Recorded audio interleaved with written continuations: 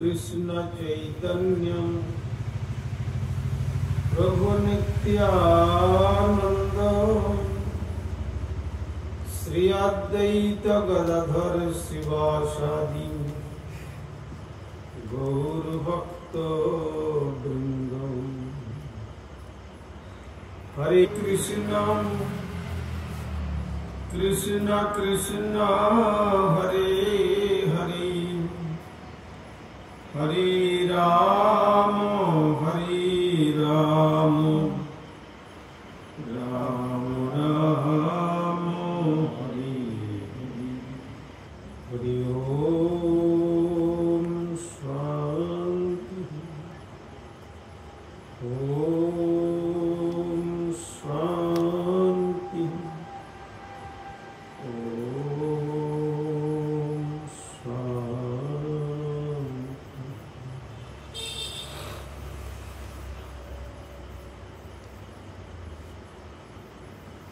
सर्वप्रथम परमार्चनीय विश्ववंदित आचार्य भास्कर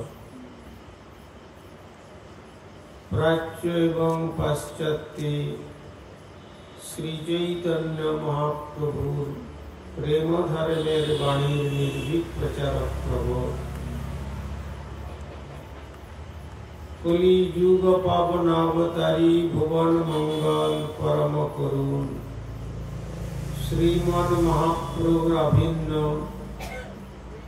श्री श्री नित्यानंद मुक्त प्रकाश मूर्ति जिन जगद्गुरु जुगाचार्य श्रील प्रभुपाद भक्ति सिद्धांत सरस्वती गोस्वामी ठाकुरेर अनुकंपित जनेर अन्यतम कृपा भाजन परमाराध्य श्री गुरुपाद पद्म ओं विष्णुपाद परिव्राजकाचार्य वर्यो त्रिदंडी स्वामी श्री श्रीमद भक्ति कुमुद संत गोस्वामी ठाकुरेर रातुर चरणे संख्यातीत साष्टांग दंडवत प्रणति जानिए तार अहैतुकी कृपा आशीर्वाद प्रार्थना करें। तदनंतर सपार्षद परम गुरुदेव श्रील प्रभुपाद भक्ति सिद्धांत सरस्वती गोस्वामी ठाकुरेर श्रीचरण कमले अनुरूप दंडवत प्रणति जानिए कृपा प्रार्थना अभिमुखे मंच समासीन त्रिदंडी पादगण ब्रह्मचारी वृंद भागवत कथा श्रवण पिपासु सुधी सज्जन वृंद ओ मातृमंडली सकल के प्रारंभे जनाई आमार हार्दिक सादर यथायोग्य वैष्णव अभिनंदन।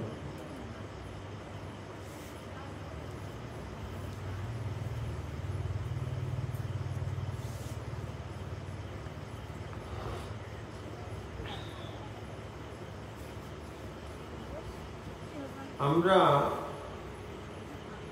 কয়েকদিন যাবত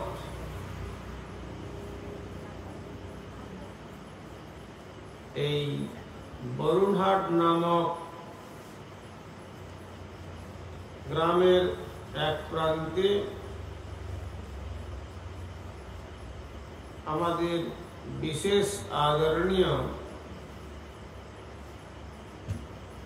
দীনবন্ধু প্রভুর ঐকান্তিক ইচ্ছাক্রমে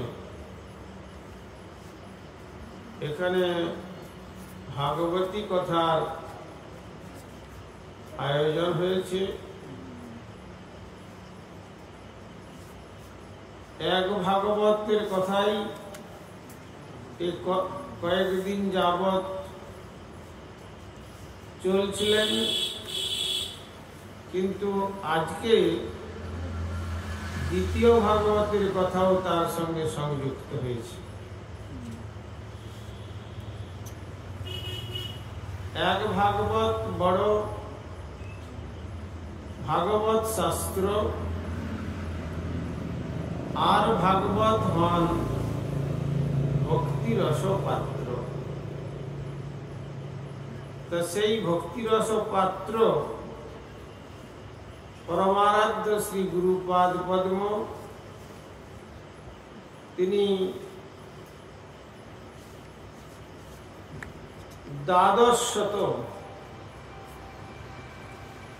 বৎসর লীলা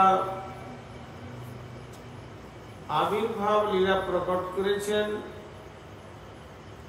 আজকের তিথিকে অবলম্বন করে তাই সেই উপলক্ষে একসঙ্গে দুই ভাগবতকে স্বাগত সম্বর্ধনা জানিয়ে নগর সংকীর্তন শোভাযাত্রা, ভাগবত কথা এবং মহাপ্রসাদ সেবন এ যেন গঙ্গা যমুনা সরস্বতীর মিলন মহোৎসব। তা হলে কি হবে, আমাদের কবিরাজ গোস্বামী চরণ তার অমর লেখনী শ্রী চৈতন্য চরিতামৃতে বলেছেন, গঙ্গা যমুনা সরস্বতী যা নারীল ভাষাইতে শ্রীমন মহাপ্রভু আমার ভাষাইলেন কৃষ্ণ প্রেমের বন্যাতে। অর্থাৎ গঙ্গা যমুনা সরস্বতীর পক্ষেও যা সম্ভব নয়, শ্রীমন মহাপ্রভু আচার্য লীলার অভিনয় করে সেটি দেখিয়ে গেছেন। তো যাই হোক, আজকে সেই দুই ভাগবতের কথা আমরা আস্বাদন করে চলেছি। বিগত কল্য আমরা আস্বাদন করেছিলাম শ্রীমদ্ ভাগবতে মহারাজ পরীক্ষিত, তিনি হয়েছিলেন সপ্তদ্বীপা মেদিনীর অধীশ্বর রাজা এবং তিনি ছিলেন প্রার্থী, আর দাতা ছিলেন সর্বত্যাগী, বাসনার বস্ত্র পর্যন্ত যার অঙ্গকে স্পর্শ করে নাই। এই জন্য শ্রীমদ্ ভাগবতে অন্যত্র বর্ণনা করেছেন, ধর্মরাজ বলছেন, অহং বেদমি শুক ব্যক্তি ব্যাস ব্যক্তি ন ব্যক্তি বা ভক্তিয়া ভাগবতম গ্রাহ্যম ন বুদ্ধ্যা ন চটিকয়া। আমরা যদি মনে করি যে কাব্য, ব্যাকরণ, সাংখ্য, ষড়দর্শন, তীর্থ ইত্যাদি ডিগ্রি ডিপ্লোমা নিয়ে ভাগবতকে আমরা আস্বাদন করব, তাহলে তার দ্বারা ভাগবত আস্বাদন সম্ভব নয়। কেন? ভাগবত একমাত্র ভক্তির সম্পদ। ভক্তিয়া ভাগবতম গ্রাহ্যম, ভক্তি দিয়েই ভাগবত গ্রহণীয়। তাই এই ভাগবত কথা কে জানেন, সেই কথা বলতে গিয়ে ধর্মরাজ বললেন, আমি জানি, আর শুকদেব জানেন। আর যে ভাগবতের রচয়িতা সেই বেদব্যাসকে বললেন যে ইনি জানতেও পারেন আবার নাও জানতে পারেন। তিনি ভাগবত রচনা করলেন, তিনি ভাগবত তত্ত্ব সম্বন্ধে জানতে পারবেন না, কিন্তু সেখানে এই কথাই বর্ণিত হয়েছে। আবার সেই বর্ণনা করতে গিয়ে যখন প্রসঙ্গ এসেছে, সেই প্রসঙ্গেতে আপনারা জানেন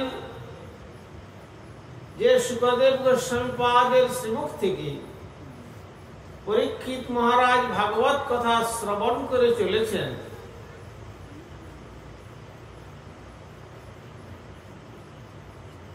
সেই শুকদেব গোস্বামী মাতৃগর্ভে 16 বর্ষীয় কাল, মানে 16 বৎসর ধরে মায়ের গর্ভে তিনি বসে আছেন।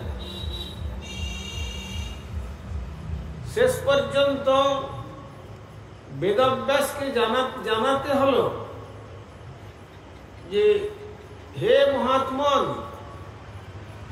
কে আপনার মাতৃদেবীকে এত কষ্ট দিচ্ছেন গর্ভের মধ্যে 16 বৎসর কাল বসে থেকে, তো আপনি জগতে প্রকটিত হন। তখন মায়ের গর্ভের থেকে উত্তর আসলো, এ জগৎ সংসার মায়ামোহের জালেতে আবদ্ধ। এই মায়ামোহের যে সংসার, আমি এই সংসারের মধ্যে প্রবেশ করতে চাই না।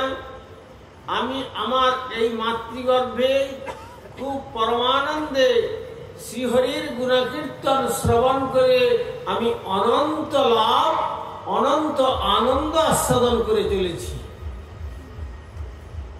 তখন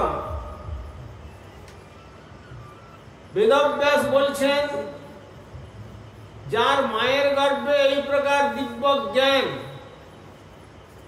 তাকে কখনো মায়া স্পর্শ করতে পারে না। সুতরাং হে মহাত্মন, আপনি কে আছেন, শীঘ্র প্রকটিত হন।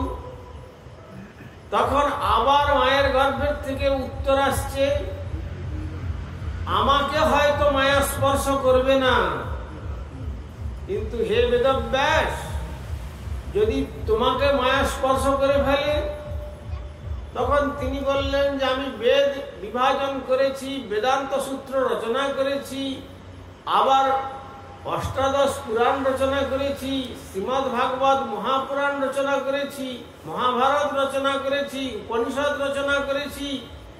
এত সমস্ত শাস্ত্রের যে রচয়িতা আমাকে মায়া স্পর্শ করবে, এটা কিরকম কথা, এটা কখনোই সম্ভব নয়। তখন তিনি বললেন, যদি তাই হয় তাহলে আমি প্রকাশিত হচ্ছি। এই বলে যেই তিনি প্রকাশিত হয়ে অরণ্যাভিমুখে যাত্রা করছেন, অমনি পুত্রে তন্ময়তয়া তর্ব বিনেদুং স্তং সর্বভূত হৃদয়ং মুনিমানতস্মি। হা পুত্র, হা পুত্র, হা পুত্র, ফিরে এসো। তুমি কোথায় যাবে? তুমি আমার বংশের একমাত্র সন্তান, ফিরে এসো, ফিরে এসো, ফিরে এসো। এই বলে সেই পুত্রের পশ্চাৎ পশ্চাৎ ধাবিত হচ্ছে। তখন তার এই সংবাদ শ্রবণ করে বনের তরুলতা বৃক্ষরাজি তারা বলতেন, হে বেদব্যাস, আমরা বৃক্ষ জাতি, কিন্তু আমাদের গাছের যে পরিপক্ক রসাল ফল আমরা ভগবানকে নিবেদন করতে পারি না। তাই যখন আমাদের বৃক্ষের থেকে ফল পরিপক্ক হয়ে আমরা নিচে ফেলে দিই, তখন আমরা মনে করি যদি এই পরিপক্ক রসাল ফল কোনো ভক্তের কাছে পৌঁছে যায়, তাহলে সেই ভক্ত যদি ওই পরিপক্ক রসাল ফলটিকে ধৌত করে আমান্য করে ভগবান শ্রী গোবিন্দের চরণে তুলসী দিয়ে অর্পণ করে নিবেদন করেন, তাহলে সেই শ্রী ভগবানকে আমাদের বৃক্ষের ফল প্রদানের দ্বারা আমরা বৃক্ষ জন্ম থেকে উদ্ধার লাভ করে শ্রী ভগবানের পাদ পদ্মে পৌঁছে যাই। আমাদের মনের মধ্যে এইরকম বাসনা। আর বেদব্যাস, তোমার সংসার রূপী বৃক্ষে এত সুখদেব রূপী এত সুন্দর পরিপক্ক রসাল ফল, আর এই ফল যদি শ্রী ভগবানের সেবায় নিয়োজিত হয়ে যায়, তাহলে তো তোমার সংসার ধর্ম সার্থক হবে। তুমি কেন পশ্চাৎ পশ্চাৎ তাকে বাধা প্রদান করছো? কিন্তু তথাপি বেদব্যাসের কর্ণেতে ওই বৃক্ষের যে প্রতিধ্বনি কর্ণে প্রবেশ করল না। আর তখন তিনি যখন এইভাবে বলে চলে যাচ্ছেন, তখন দেবকন্যাগণ একটা সরোবরেতে সকলেই দিগম্বর হয়ে বস্ত্র তটে রেখে তারা সরোবরে স্নান করছিলেন।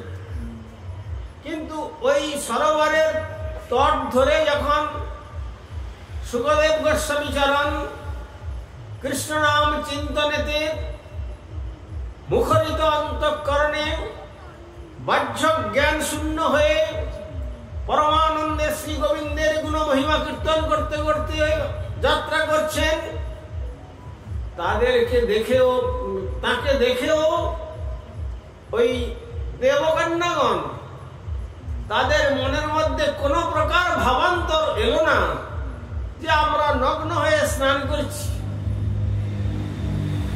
কিন্তু তার পশ্চাতে যখন ব্যাসদেব, যার জটাজুটধারী শুভ্র কেশ, অঙ্গের চামড়া ঢিলা হয়ে গেছে, বার্ধক্যজনিত অবস্থাতে চোখ কঠোরাগত হয়ে গেছে, তিনি যখন সেই পথ দিয়ে হা পুত্র বলে যাচ্ছেন, অমনি দেবকন্যাগণ তারা লজ্জায় তাদের বস্ত্র পরিধান করবার জন্য সংকোচ বিধান করে অতি শীঘ্র জল থেকে উঠে তারা বস্ত্র পরিধান করছেন।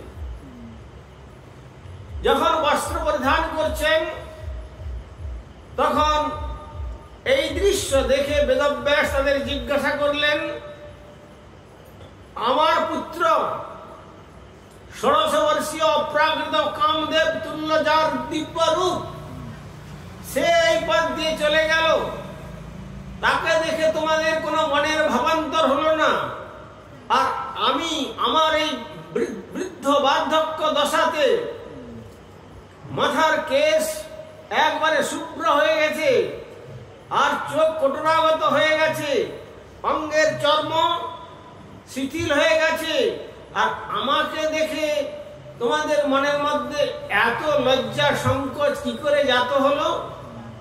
তখন সেই দেবকন্যাগণ তারা উত্তর দিয়ে যায়, হে বেদব্যাস, তোমার মধ্যে এখনো স্বপর ভেদ বুদ্ধি রয়েছে, অর্থাৎ তোমার চিত্তের মধ্যে এখনো কামনার অনল দগ্ধীভূত করছে। কিন্তু সুখদেব গোস্বামী যিনি অগ্রে যাত্রা করে চলে গেছেন, তিনি কৃষ্ণ চিন্তায় 100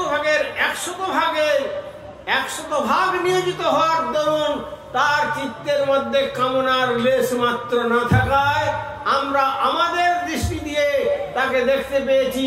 সুতরাং তাদের সেই সুখদেব গোস্বামীর কাছে আমরা যদি দিগম্বর হয়েও থাকি, তথাপি সুখদেব গোস্বামীর কেশাগ্র ভাগ পর্যন্ত বাসনাকে স্পর্শ করবে না।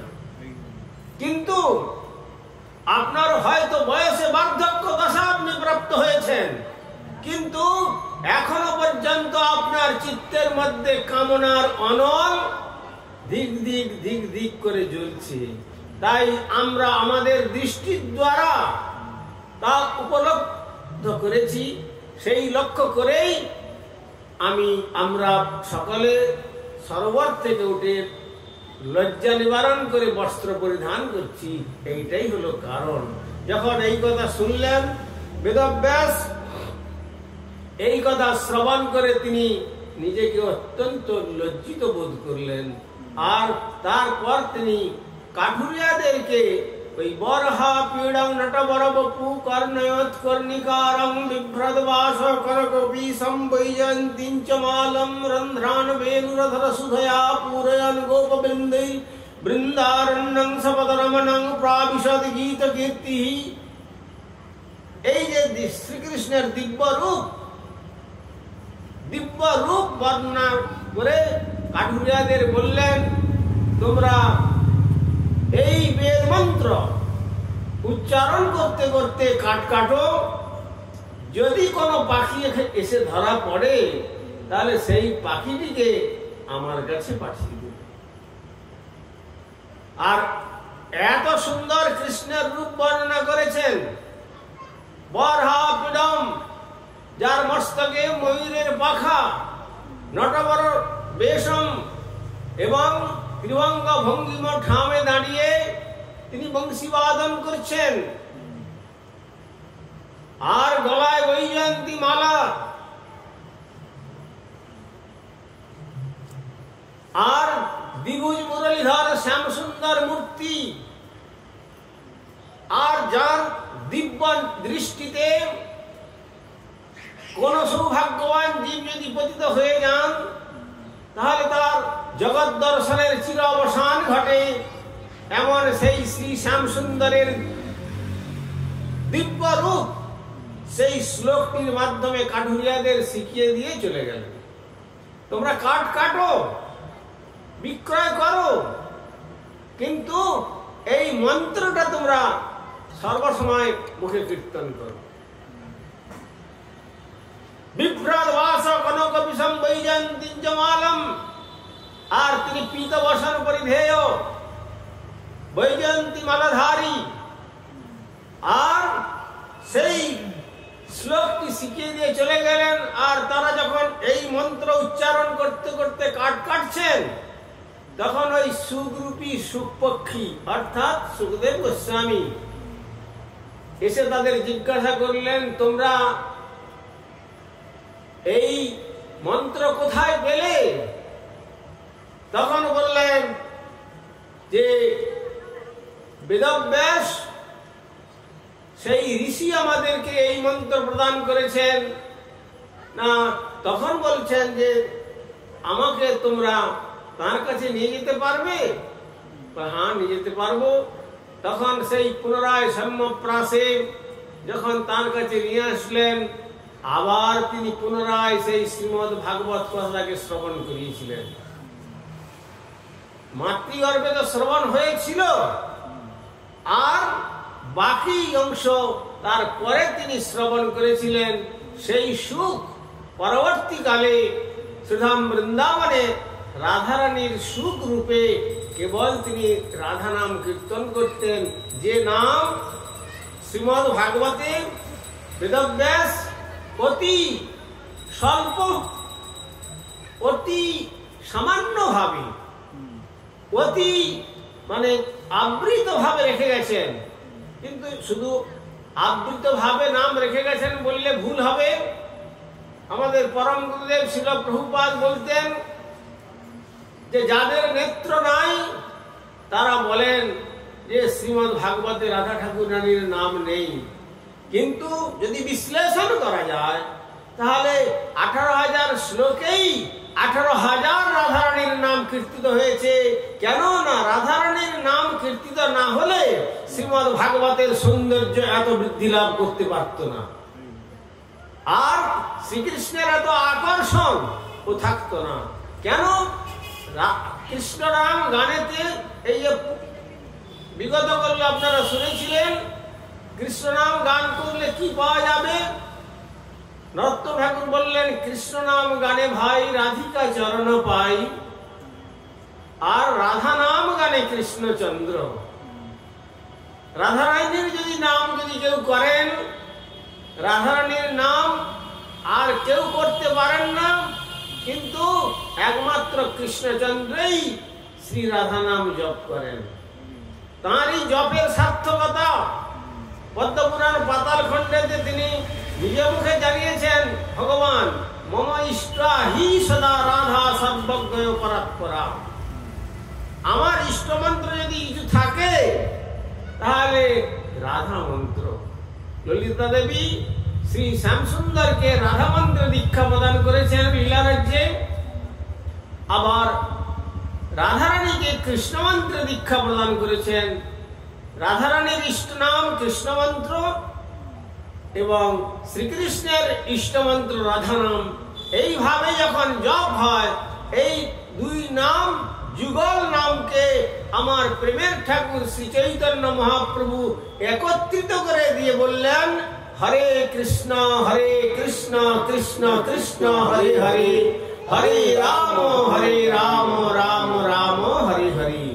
কেন না, এই নাম আর তাহলে আর বাকি থাকলো না, উভয় নাম একত্রিত হলে তখন পূর্ণতা প্রাপ্ত হয়। সেই দিন একটা সভাতে আমি গিয়েছিলাম, আমাদের এখানেও আলোচনা হয়েছিল যে সামান্য মানবেতে 49টা গুণ ক্ষুদ্র ক্ষুদ্র রূপে আছে, আর শিব ব্রহ্মাদিতে 55টি গুণ। আবার বৈকুণ্ঠেশ্বর নারায়ণ তাতে 60টি গুণ রয়েছে। অযোধ্যাপতি শ্রী রামচন্দ্রের আবির্ভাব লীলা প্রকট হয়েছে, বাল্যলীলা আদি, এই জন্য সেখানে 62.5টি গুণ আছে। আর কৃষ্ণচন্দ্রতে 64 কলা পূর্ণ। আর কৃষ্ণচন্দ্রতে 64 কলা পূর্ণ হলেও আর আমার প্রেমের ঠাকুর শ্রী চৈতন্য মহাপ্রভুতে 64-র সঙ্গে আবার 1টি কলা 65 কলা পূর্ণ দিয়ে শ্রীমান মহাপ্রভু শ্রীকৃষ্ণকে জগতের কাছে উপহার দিয়েছেন। এই জন্য কৃষ্ণ জানাইয়া জীব জগৎ কইল ধন্য, সে কারণে নাম হইল শ্রীকৃষ্ণ চৈতন্য। কৃষ্ণ বিষয়ক চৈতন্য প্রদান করেছিলেন বলে তার নাম হলো শ্রীকৃষ্ণ চৈতন্য। যাই হোক, এখন সেই শ্রীমদ্ ভাগবতের বিষয়েতে আমরা আসছি। মহারাজ পরীক্ষিত যেহেতু তিনি পরম বৈষ্ণব, তাই পঞ্চম স্কন্ধের শেষ পর্যন্ত নানা প্রকার নরকের কথা সুখদেব গোস্বামী চরণ মহারাজ পরীক্ষিতকে বর্ণন করে শুনিয়েছেন যে কিভাবে পাপীরা তারা এই দেহের দ্বারা পাপ করলে বা মনের দ্বারা পাপ করলে বা বাক্যের দ্বারা পাপ করলে তাদেরকে নরক যন্ত্রণা ভোগ করতে হয়, এবং সেই নরক যন্ত্রণা ভোগ করার জন্য যমের দূতগণ তাকে নিয়ে যান, একটি যাতনাময় দেহ নিয়ে আসেন, আর এই দেহের থেকে আত্মাটিকে তুলে নিয়ে ওই যাতনাময় দেহের মধ্যে প্রবেশ করিয়ে 16,000 যোজন পথ ক্ষণিকের মধ্যে তপ্ত লৌহ কণ্টকাকীর্ণ পথে ক্ষণিকের মধ্যে তাকে টেনে নিয়ে সেই ধর্মরাজের দরবারে নিয়ে যাওয়া হয়।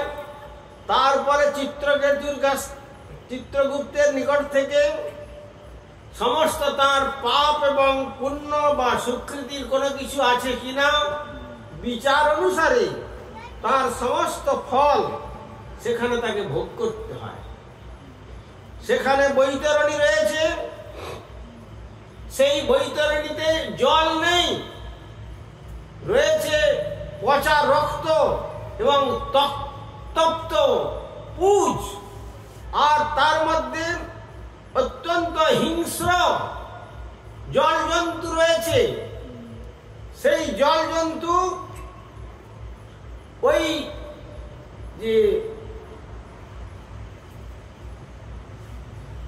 ওই যে যাতনাময় দেহ, ওই যাতনাময় দেহটিকে তার কর্মের ফল অনুসারে যখন ওই তপ্ত পুজ এবং রক্তের স্রোতে ফেলে দেওয়া হয়, তখন তারা তাকে দংশন করে করে কেটে কেটে খেতে থাকে, কিন্তু ও যন্ত্রণায় ছটপট করে, কিন্তু দেহের থেকে প্রাণ নির্গত হয় না।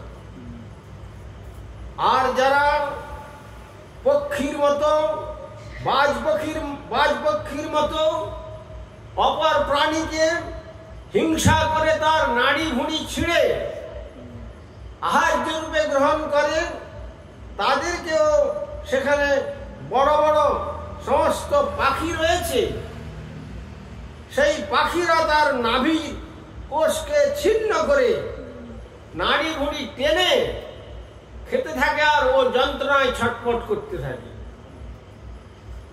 আবার যারা পরপুরুষে আসক্ত রমণী, সেই রমণীদেরকে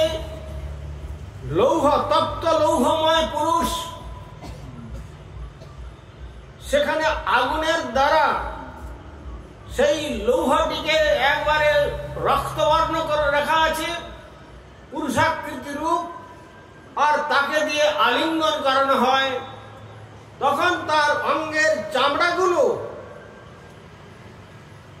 ফাটতে থাকে, রক্ত ঝরতে থাকে, যন্ত্রণায় ছটফট করতে থাকে, কিন্তু তার প্রাণ বিসর্জন হয় না।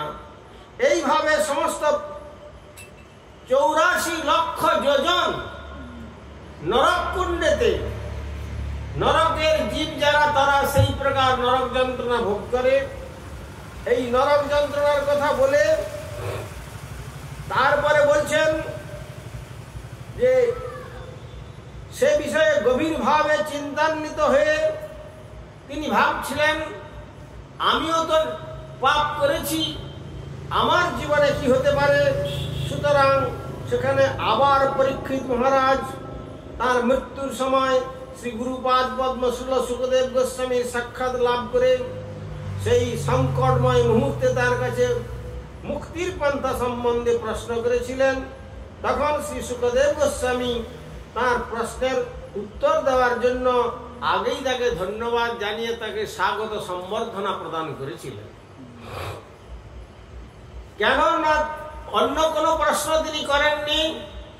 তিনি প্রশ্ন করেছিলেন কি না, আসন্ন মৃত্যু, যার অতি নিকটে মৃত্যু এসে গেছে, কিং কর্তব্যম, তার কর্তব্য কি।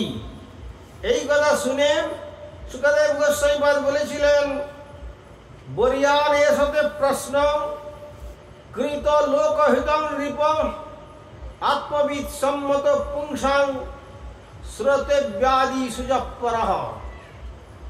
হে মহারাজ, জগতের মানুষ প্রশ্ন করতে জানে না। আপনি যে প্রশ্ন করছেন, আপনার প্রশ্ন যথার্থ মহিমান্বিত, কেননা তা সমস্ত মানুষের পরম মঙ্গলকর।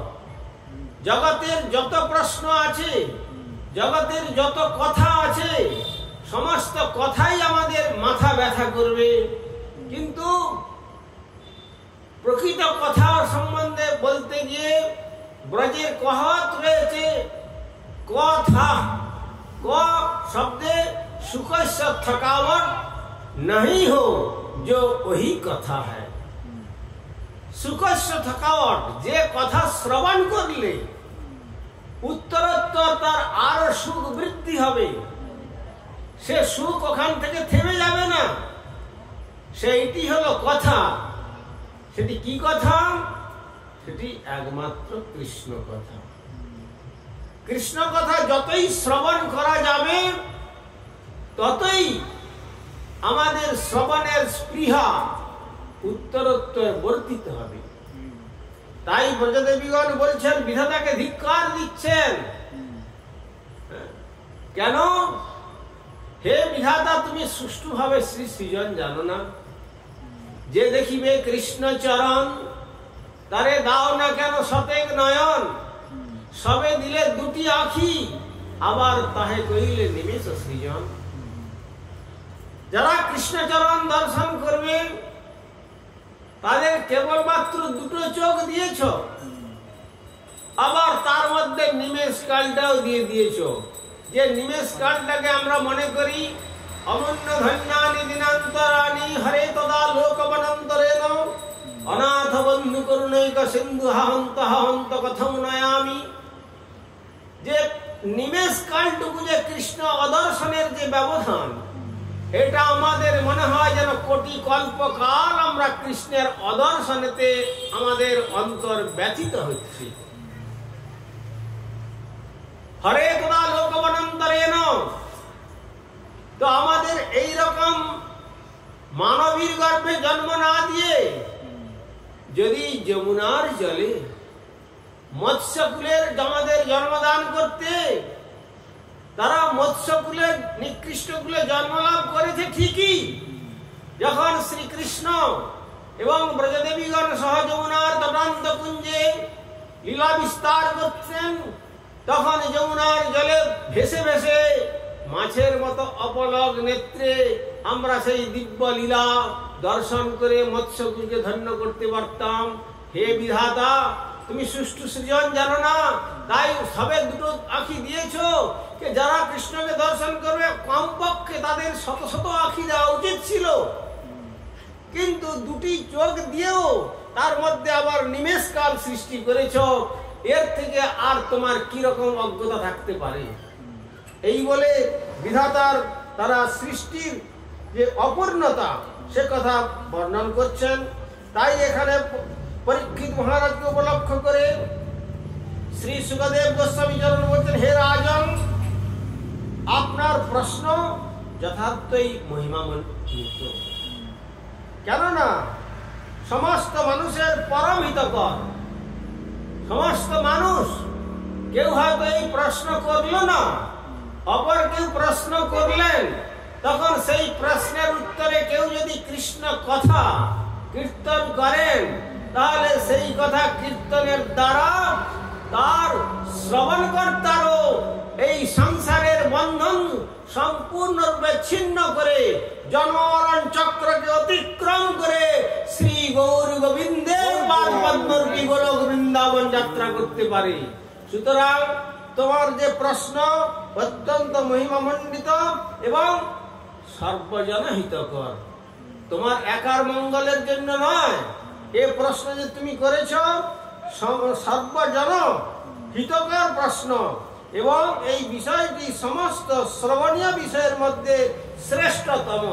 জগতের যত কথা শ্রবণীয় বিষয় আছে, আত্মীয় স্বজনের কথা, বন্ধু বান্ধবের কথা, শত্রু মিত্রের কথা, গৃহ কুটুম্বের কথা, স্বদেশ বিদেশের কথা, রাজনীতি ধর্মনীতির কথা, যাই কিছু থাক না কেন, এই তোমার যে এই প্রশ্ন, এইটি হচ্ছে সর্বশ্রেষ্ঠতম প্রশ্নের। এই প্রশ্নের উত্তর যারা আত্মতত্ত্বজ্ঞ মুক্তকুল কর্তৃক সর্বদা অনুমোদিত। মুক্তকুল সব কিছু পরিত্যাগ করে এসেছেন তারা, কিন্তু অন্তরে একে অপরের সঙ্গে যখন মিলিত হন, পরস্পরানুরক্তম শ্রী কৃষ্ণ কথা কীর্তনম, একজন মহাত্মা অপর আরেকজন মহাত্মার সঙ্গে যখন মিলিত হন, তখন তারা কৃষ্ণ কথাই কেবল কীর্তন করেন। ব্রজদেবীগণ যখন শ্রীকৃষ্ণকে হারিয়েছিলেন, রাস ছেড়ে যখন শ্রীকৃষ্ণ চলে গেলেন, তখন তারা সকলে হা কৃষ্ণ বলে অন্বেষণ করে চলেছেন। আর সেইভাবে অন্বেষণ করতে করতে কিছু দূর গিয়ে দেখলেন যে ব্রজের ধুলায় ধ্বজ বজ্র অঙ্কুশ পতাকা পূর্ণ কুম্ভ ষটকোণ মৎস্যাদি চিহ্ন অঙ্কিত চরণ চিহ্ন ব্রজধামকে অঙ্কিত করে যেন অরণ্য অভিমুখে যাত্রা করেছেন। তখন সেই চরণ চিহ্ন দর্শন করে ব্রজদেবীগণ চিন্তা করলেন, এই চরণ চিহ্ন আমাদের প্রাণনাথের, আমাদের প্রাণ গোবিন্দের চরণ চিহ্ন, এছাড়া আর কারো নয়। এই বলে সেই চরণ চিহ্নকে তারা বন্দনা করতে করতে এগিয়ে যাচ্ছেন গভীর অরণ্য অভিমুখে। যখন গভীর অরণ্য গমন করছেন, তখন শ্রীকৃষ্ণ আরো গভীরতম অরণ্যতে প্রবেশ করছেন, কিন্তু কৃষ্ণগত প্রাণা তাদের অন্তর ব্যথায় ভরে উঠল। না, আমরা যদি এইভাবে গভীর অরণ্য পথে তাকে অন্বেষণ করে যাত্রা করি, তাহলে শ্রীকৃষ্ণ আরো গভীর কণ্টকাকীর্ণ পথে প্রবেশ করবেন, তার কত কষ্ট হবে। সুতরাং এই বলে সকলে একত্রিত হয়ে যখন কি করবেন কি না করবেন চিন্তা করতে পারছেন না, তখন যোগমায়া দেবী এসে বলছেন, দেখো ভগবান শ্রীকৃষ্ণকে অন্বেষণ করে কখনো লাভ করা যায় না। সুতরাং যদি ভগবান শ্রীকৃষ্ণকে তোমরা লাভ করতে চাও, তাহলে যমুনার তটে গিয়ে তোমরা যেমন কাত্যায়নী ব্রত করেছিলে, তেমনি যমুনার তটে গিয়ে সকালে একত্রিত হয়ে বদন ভরে শ্রীকৃষ্ণের মধুর নাম কীর্তন করো। যে নাম কীর্তন করলে আর তিনি সেখানে না এসে থাকতে পারবেন না। যে নাম কীর্তন করে শুনিয়েছিলেন আমাদের প্রেমের ঠাকুর শ্রী চৈতন্য মহাপ্রভু, কি শুনিয়েছিলেন? পদকর্তা বলছেন, এমন প্রেমে মাখা মধুর হরিনাম নিমাই কোথা হতে জেনেছি। এমন প্রেমে মাখা মধুর হরিনাম নিমাই কোথা হতে জেনেছি। ওই নাম একবার শুনে জীবের হৃদয় বিনা যেন অমনি বেজে উঠে এমন প্রেমে মাখা মধুর হরিনাম নিমাই কোথা হতে এনেছি। গলে গেছে হৃদয় পাষাণ মোর, কেটে গেছে বিষম নয়ন ঘোর। ওই নাম শুনে একবার গলে গেছে হৃদয় পাষাণ মোর, কেটে গেছে বিষম নয়ন ঘোর। কি যেন কি এক উজ্জ্বল আলোক আমায় ভাসায়ে চলেছে। এমন প্রেমে মাখা মধুর হরিনাম নিমাই কোথা হতে এনেছে। ওরে আর কত কাল শুনেছি ও নাম, কখনো তো এমন করেনি পরাণ। আর কত কাল শুনেছি ও নাম, কখনো তো এমন করেনি পরাণ। কি যেন কি এক নবভাবোদয় আমায় লয়ে চলেছে।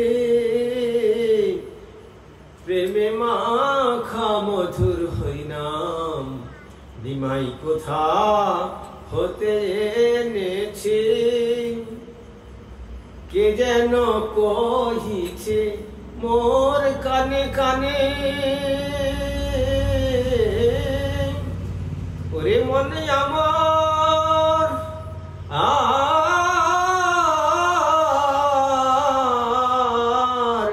কে যেন কহিছে মোর কানে কানে। ভবপারের সম্বল হলো এত দিনে, কে যেন কহিছে মোর কানে কানে। ভবপারের সম্বল হলো এত দিনে, হরি নামের পসরা করি হরি নিজ শিরে। প্রেমের ঠাকুর আমার এসেছে, এমন প্রেমে মাখা মধুর হরিনাম নিমাই কোথা হতে এনেছে। আজ হতে নিমাই তোমার সঙ্গে রব, আমার জ্ঞানের গরিমা কভু না করিব। তাই সকল ছেড়ে দিয়ে কেবল গৌর হরি বলে, সকল ছেড়ে দিয়ে শ্রী গৌর হরি বলে নাচিতে বাসনা হতেছে। এমন প্রেমে মাখা মধুর হরিনাম নিমাই কোথা হতে এনেছে। এমন প্রেমে মাখা মধুর হরিনাম নিমাই কোথা হতে এনেছে।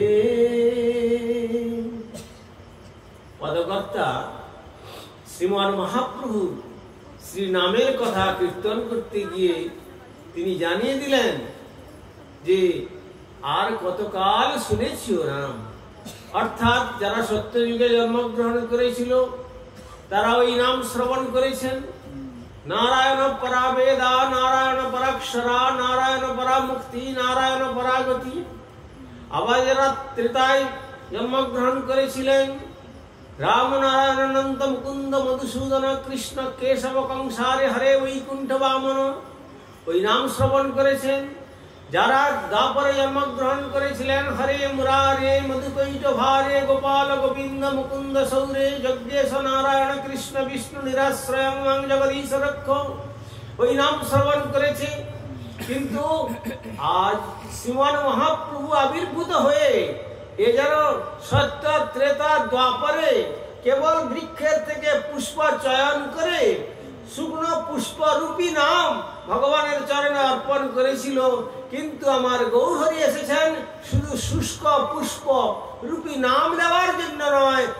পুষ্প যেমন পুজো করতে গেলে পুষ্প শুদ্ধি করে চন্দন দিয়ে পুষ্প শুদ্ধি করতে হয়, তাই আমার গৌরহরি যেন রাধা প্রেমের চন্দন মিলিয়ে শ্রী হরিনাম সংকীর্তন কলির জীবকে দিয়ে বলছেন, হে কলির জীব, এমন দুর্লভ মনুষ্য যখন পেয়েছ, দুটো বাহু তুলে বদন ভরে নিতাই গৌরসুন্দরের এমন পবিত্র নাম কীর্তন করো, তাহলে সাধ্য সাধন তত্ত্ব যে কিছু সকল শ্রী হরিনাম সংকীর্তনে মিলিবে সকল।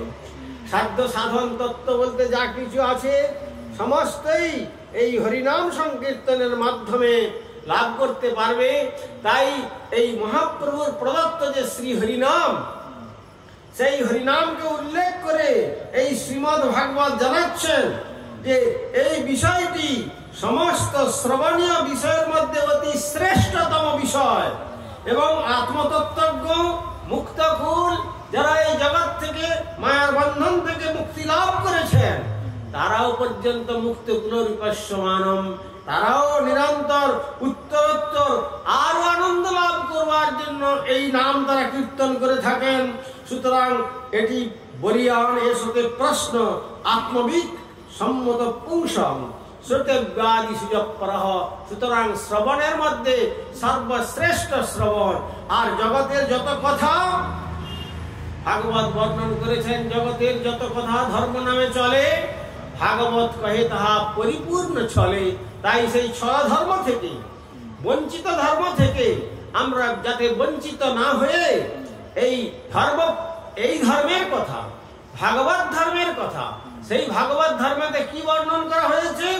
ধর্ম প্রজ্জিত কৈতবত্র পরম নির্মৎসরণাং সদাং বেদ্যং বাস্তবমাত্র বস্তু শিবদম তাপত্রয়নুমূলনম শ্রীমদ্ ভাগবতে মহামণিকৃতে কিংবা পরৈরীশ্বরঃ সদ্য হৃদি অবরুদ্ধতে অত্র কৃতি শুশ্রূষিস্তৎক্ষণাৎ। অর্থাৎ শুকদেব গোস্বাইপাদ পরীক্ষিত মহারাজকে উপলক্ষ করে বলছেন, এই যখন সুযোগ এসেছে তোমার কাছে আমি এখন যে ধর্মের কথা বলবো, ধর্ম প্রজ্জিত কৈতব প্রকৃষ্ট রূপেণ উজ্জিত কৈতব যস্মাৎ, যেখানে অজ্ঞান, অন্ধকার, অবিদ্যা এবং সমস্ত মায়া মোহের জাল সম্পূর্ণ মুক্ত। প্রজ্জিত কৈতব অত্র কোথায়? এই শ্রীমদ্ ভাগবতে। কার জন্য আমি ভাগবত কীর্তন করে যাচ্ছি? পরম নির্মৎসরণাং সদাং, পরম নির্মৎসর সাধুগণ তারাই এই ভাগবত আস্বাদন করতে পারবেন। মৎসরতার লেশ মাত্র অন্তরের মধ্যে থাকলে এই ভাগবত রস তাদের আনন্দ প্রদান করতে পারবে না। যেমন মিছরি জিহ্বাতে যারা কমরগ্রস্ত, তাদেরকে বৈদ্য বলেছে তুমি মিছরি সেবন করো, কিন্তু সে মিছরি যেমন তার মিষ্টত্ব ধর্ম প্রদান করতে পারবে না, কেননা রোগগ্রস্ত জিহ্বা। কিন্তু যদি বৈদ্যের কথা শোনে, যদি নিরন্তর মিছরির সেবন করতে থাকে, তাহলে ওই পিত্তের প্রকোপ যখন নষ্ট হয়ে যাবে, তখন যেমন মিছরির প্রকৃত স্বাদ লাভ করতে পারবে, তেমনি আমরা যদি গুরু বৈষ্ণবের নির্দেশ মেনে কোনদিন যদি আদর করিয়া শ্রী নাম কীর্তন করি, শীতপল যেন নাসির ক্রমে সাধু হয় হরি। অনুদিন যদি মহাতের চরণের প্রান্তে গিয়ে ভাগবত কথা শ্রবণ করতে করতে যদি আমরা ভালো না লাগলেও শ্রী ভগবানের কথা শ্রবণের আকাঙ্ক্ষা হৃদয়ে পোষণ করে অন্তরের আরতি নিয়ে কায় মন বাক্যে, যেমন ধুন্ধুকারী কায় মন বাক্যেতে ভাগবত কথা শ্রবণ করে তার জন্য সুবর্ণ বিমান এসেছিল, আর বিমানে উঠে যাত্রা করলেন গৌর গোবিন্দের পাদপদ্মরূপী গোলক বৃন্দাবন।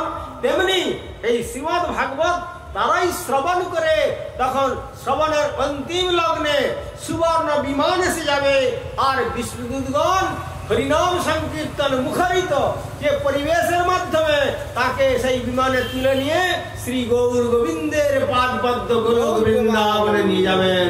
সেই যাওয়ার পন্থা এই শ্রীমদ্ ভাগবতের মধ্যেই বর্ণন করে গেছেন। আগামীকাল এর পরের বিষয়ে আমরা আলোচনা করব। আজ এইখানে মঞ্চা কল্পতরূপস্য কৃপা সিন্ধু ভৈবচ পতিতানাং পাবনেভ্যো বৈষ্ণবেভ্যো